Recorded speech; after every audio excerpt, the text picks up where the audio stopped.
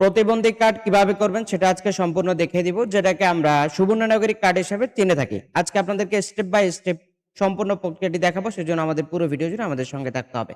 মূল ভিডিও শুরু করার আগে আপনাদেরকে বলবো, আপনারা যারা এই সুবর্ণ নাগরিক কার্ডের আবেদনগুলো আমাদের মাধ্যমে করে নিতে চান, স্ক্রিনে দেওয়া হোয়াটসঅ্যাপ নম্বরে যোগাযোগ করতে পারেন। মূল ভিডিও শুরু করার আগে আপনাদেরকে বলবো, আপনারা যারা দেশে অথবা বিদেশে চাকরির জন্য দক্ষতা উন্নয়ন সার্টিফিকেটগুলো গ্রহণ করতে চান, যেগুলো অনলাইন 100% ভেরিফাইড, সেক্ষেত্রে হচ্ছে আপনার স্ক্রিনে দেওয়া হোয়াটসঅ্যাপ নাম্বার অথবা ওয়েবসাইট ভিজিট করতে পারেন। এখানে প্রচুর কোর্স আছে। এই কোর্সগুলো করে আপনারা খুব সহজেই অনলাইন ভেরিফাইড সার্টিফিকেটগুলো গ্রহণ করতে পারেন। তো আমরা চলে যাচ্ছি আজকের মূল ভিডিওতে।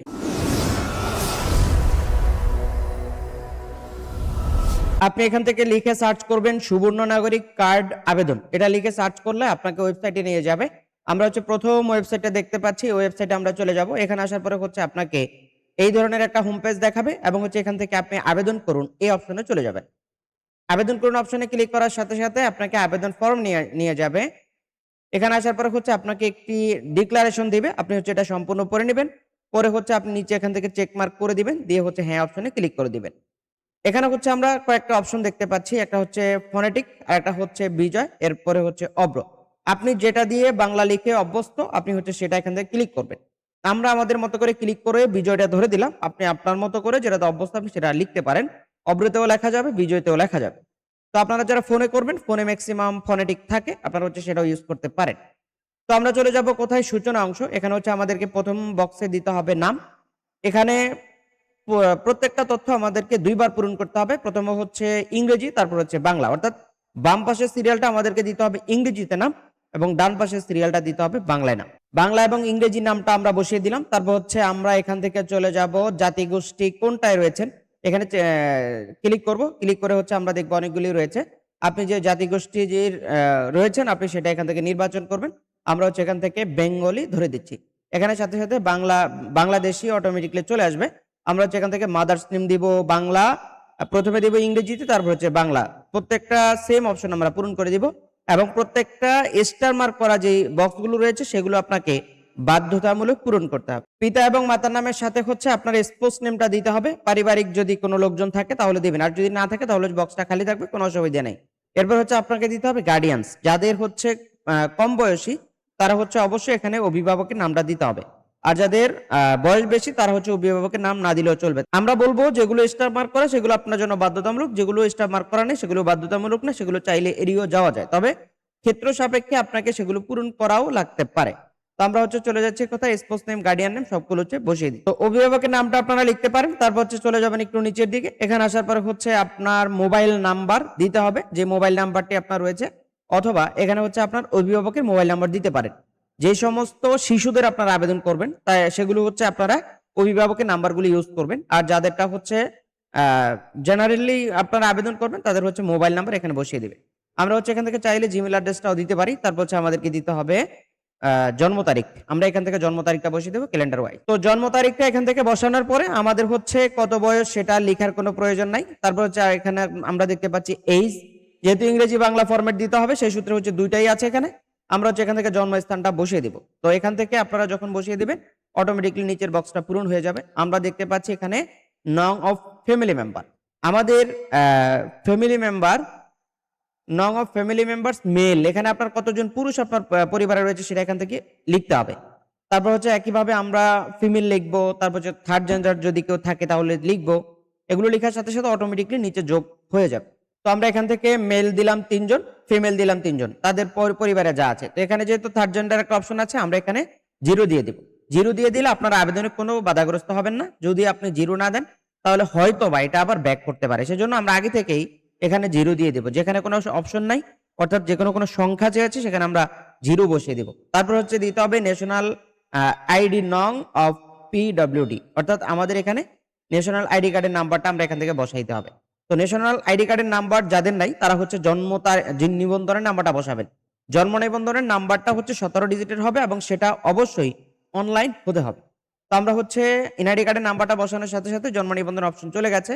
আমরা হচ্ছে এখান থেকে প্রেজেন্ট অ্যাড্রেস এবং পার্মানেন্ট অ্যাড্রেস আমরা এখান থেকে পর্যায়ক্রমে বসিয়ে দিতে হবে। আমরা এখান থেকে ধরলাম বিভাগ, তারপর হচ্ছে জেলা, এরপর হচ্ছে আমাদেরকে ধরতে হবে ডিস্ট্রিক্ট, এরপর হচ্ছে আপনারা দিবেন কোথায়, বাংলা এবং ইংরেজি, যেহেতু এটা দুইটা অপশনই পূরণ করতে হয়।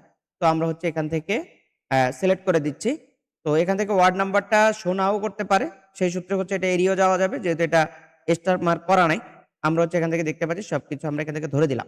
তারপর হচ্ছে আপনার এখানে বাড়ি, হাউস, রোড, নং অ্যান্ড নেম অথবা ভিলেজ নেম আপনারা এখান থেকে দিতে পারেন। আপনারা আপনাদের সুবিধা অনুযায়ী দিতে পারেন। এখানে হচ্ছে আপনারা চাইলে আপনাদের বাড়ির যে নাম, গ্রামের যারা আবেদন করবেন তারা অবশ্যই বাড়ির নামটা ব্যবহার করবেন। আর শহরে যারা আবেদন করবেন আপনারা হচ্ছে হাউস অবলিক রোড নং এখানে আপনারা দিয়ে দিতে পারেন। তো আমরা চলে যাব নিচের দিকে। তো একইভাবে আমাদের যদি প্রেজেন্ট এবং পার্মানেন্ট অ্যাড্রেস সেম থাকে, আমরা হচ্ছে এখান থেকে চেক মার্ক করে দিব। চেক মার্ক করে দিলে আমাদের বর্তমান এবং স্থায়ী ঠিকানা একই হয়ে যাবে। আমরা নিচের দিকে চলে যাব। এখানে আসার পরে হচ্ছে আমরা দেখতে পাচ্ছি পরবর্তী। তো আমাদের এখানে সবকিছু ঠিক করে আমরা পরবর্তীতে চলে যাব। পরবর্তীতে আসার পরে হচ্ছে এখানে সেকশন 1 সামাজিক ও পুনর্বাসন। আপনারা প্রত্যেকটা অপশন খুব সুন্দরভাবে পড়বেন, পড়ে তারপর হচ্ছে আপনাদের উত্তরগুলো দিবেন। এখানে সবার উত্তরগুলো একরকম হবে না, সবার উত্তরগুলো আলাদাও হতে পারে।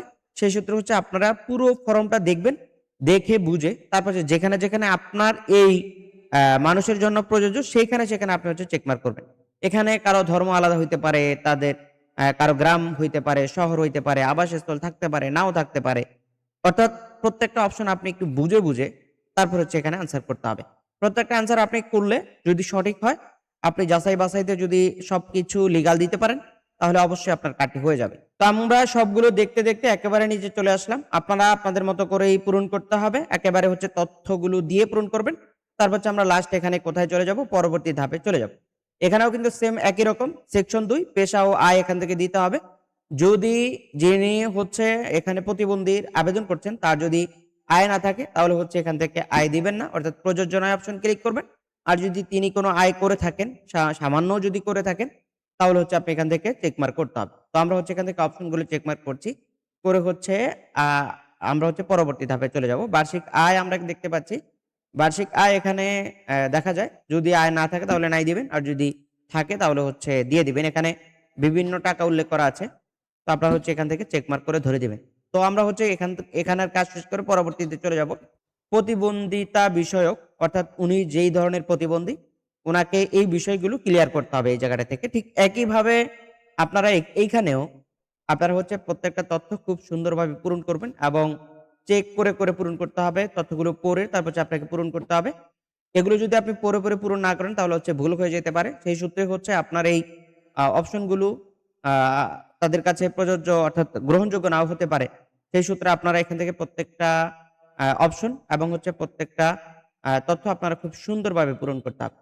তো এগুলো আপনারা আপনাদের মতো করেই পূরণ করে দিবেন। দিয়ে হচ্ছে আপনারা একেবারে নিচের দিকে চলে যাবেন পূরণ করতে, করতে। প্রত্যেকটা অপশন একেবারে পড়ে বুঝে তারপরে সর্বশেষ আপনি চলে আসবেন এখানে। এখানে হচ্ছে আপনি যে প্রতিবন্ধী ব্যক্তির আবেদন করছেন বা যদি প্রতিবন্ধী নিজেও করে থাকেন, তাহলে হচ্ছে এখানে আপনার স্বাক্ষর স্ক্যান করতে হবে। স্বাক্ষর স্ক্যান করে আপলোড করতে হবে। তো স্বাক্ষর স্ক্যান করে আপলোড করার ক্ষেত্রে একটু জটিলতা থাকতে পারে। সেটা হচ্ছে আপনাদের যাদের স্বাক্ষর দিবেন অথবা আপনাদের হচ্ছে হাতের ছাপ দিবেন, আপনারা সেটাকে ছবি তুলে আপনার ডিভাইসে নিয়ে রাখবেন। যারা মোবাইল দিয়ে করবেন তাদের ফোনেই থাকবে, যারা কম্পিউটার করবেন কম্পিউটারে নিয়ে রাখবেন। নিয়ে রাখার পরে হচ্ছে স্ক্যান করা স্বাক্ষর আপলোড করুন। তো আপনার স্বাক্ষর আপলোড করার জন্য হচ্ছে স্ক্যান করা স্বাক্ষর আপলোড করুন, এই জায়গাটাতে আপনাকে ক্লিক করতে হবে। আপনার স্বাক্ষরটি যেখানে রয়েছে সেখান থেকে হচ্ছে আপনি এটা হচ্ছে আপনি আপলোড করে দিবেন। যদি এখানে আপনার ছবিটা শো করে তাহলে হচ্ছে আপনি এখান থেকে ক্রপ করে সাইজও করতে পারেন অথবা দাখিল অপশনে ক্লিক করতে পারেন। যদি এখানে দাখিল না হয় তাহলে হচ্ছে আপনি এখান থেকে ক্রপ করবেন। আর যদি দাখিল হয়ে যায় তাহলে হচ্ছে এটা আপনার সেভ হয়ে গেছে। তো এখানে হচ্ছে আপনি কি করবেন, আপনি দেখতে পাচ্ছেন আপনার আবেদনটি সফলভাবে দাখিল করা হয়েছে। আপনার ফর্ম নাম্বার অবশ্যই এখান থেকে আপনি স্ক্রিনশট করে নেবেন। আপনার যদি সার্ভারে কোনো সমস্যা থাকে তাহলে হচ্ছে অনুলিপি ডাউনলোড হবে না। আর যদি অনুলিপি ডাউনলোড না হয় তাহলে হচ্ছে আপনি আবেদনের ক্রমিক নাম্বারটা দিয়ে আপনি হচ্ছে আবেদনটি সমাজসেবা অফিসে দেখালে তারা হচ্ছে এটা বের করতে পারবে। তো এখন হচ্ছে আমরা কি করব, আবেদনের যে পত্রটা অর্থাৎ আবেদন কপিটা সেটা আমরা কিভাবে ডাউনলোড করব, সেটা ডাউনলোড করার জন্য আমরা অনুলিপি ডাউনলোড করুন অপশনে আমরা ক্লিক করব। আমরা দেখতে পাচ্ছি আমাদের অনুলিপি অর্থাৎ আবেদন পত্রটি ডাউনলোড হয়ে গেছে। এটা পিডিএফ আকারে ডাউনলোড হবে। আমরা হচ্ছে এখান থেকে ওপেন করে দিতে পারি, এখান থেকে ওপেন করে দিতে পারি। এটা হচ্ছে আপনার আবেদন পত্র। তো আপনারা যারা সুবর্ণ নাগরিক কার্ডের জন্য আবেদন করবেন, এটা হচ্ছে সুবর্ণ নাগরিক আবেদনের কপি। তো আপনারা হচ্ছে এভাবে আবেদন করলে এই আবেদনের কপিটা নিয়ে আপনারা হচ্ছে কোথায় জমা দিবেন সেটাও কিন্তু এই ফর্মের মধ্যে লেখা থাকবে। আপনার এই আবেদনটি কোথায় জমা দিবেন, কার কাছে জমা দিবেন, তার ফোন নাম্বার সহ আপনাকে এখানে দিয়ে দিবে। সেজন্য হচ্ছে আপনি এখান থেকে দেখতে পাচ্ছেন, আমরা যদি আপনাদেরকে ফর্মটা দেখাই, এখানে হচ্ছে আপনার নাম তথ্যের নিচের দিকে এই আবেদনপত্রটি 28/6/2026 তারিখ হতে 8/7/2026 তারিখের মধ্যে উপজেলা সমাজসেবা কার্যালয়, জেলার নাম থাকবে, উপজেলার নাম থাকবে, সর্বনিম্ন কাগজপত্র সহ নাম দেলোয়ার হোসেন, মোবাইল নাম্বার থাকবে, ওনার সাথে যোগাযোগ করুন। তার মানে হচ্ছে আপনি এই আবেদনপত্রের কপিটা অর্থাৎ সুবর্ণ নাগরিক আবেদনের কপিটা আপনি কোথায় জমা দিবেন সেটাও কিন্তু এখানে স্পষ্ট বলা আছে। তো আপনার হচ্ছে সেখানে যে যোগাযোগ করলে আপনাদের এই কার্ডটা হয়ে যাবে। এই ছিল সুবর্ণ নাগরিক বলেন বা প্রতিবন্ধী কার্ড বলেন, সেই কার্ডের আবেদন কিভাবে করতে সেটার প্রক্রিয়া। তো আজকের মতো বিদায় নিব। ভিডিও শেষ করার আগে আপনাদেরকে বলবো, আপনারা যারা দেশে অথবা বিদেশে চাকরির জন্য দক্ষতা উন্নয়ন সার্টিফিকেট গুলো গ্রহণ করতে চান, যেমন computer, electrical, electronics, house wiring, housekeeping ইত্যাদি, এই ক্যাটাগরির প্রচুর কোর্স আমাদের ওয়েবসাইটে দেওয়া আছে। কোর্সগুলো করে আপনারা খুব সহজেই অনলাইন ভেরিফাইড সার্টিফিকেট গুলো গ্রহণ করতে পারেন। এই সার্টিফিকেট গুলো অনলাইন ভেরিফাইড হওয়ায় আপনি দেশে অথবা বিদেশে যে কোনো জায়গায় ব্যবহার করতে পারবেন। তো আমরা চলে যাব আজকের মতো। দেখা হচ্ছে আমাদের পরবর্তী কোনো আপডেট ভিডিওতে। আসসালামু আলাইকুম।